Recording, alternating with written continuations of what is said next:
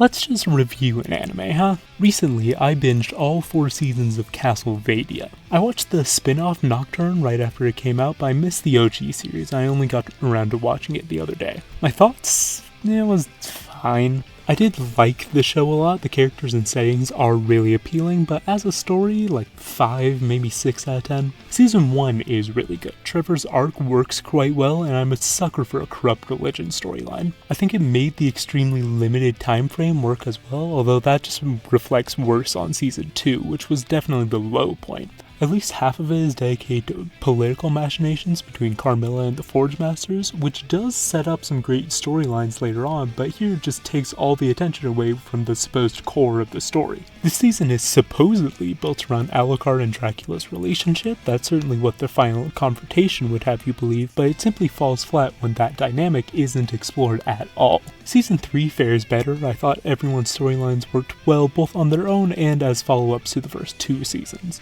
I liked Trevor and Sypha as roving monster hunters, that really works for them. Alucard is some nice bisexual representation. I really love Lenore. She was such a perfectly evil manipulator. Unfortunately, I do have to say was there, because Season 4 totally ruins Lenore. It makes her into this genuinely sympathetic love interest for Hector, and thus completely loses what made her compelling, at least to me. 4 was generally a weaker season though. I didn't like Carmella's ending either. I thought she was basically just sacrificed for the sake of Isaac's rather good plotline. Meanwhile, Belnez and Belmont's storyline wasn't executed as well as it could have been, say with Alucard's. I do think it should have been the entire main trio against Death in the end, not just Trevor, by the way. He can have the final hit, sure, but this is an ensemble show. Treat it like one.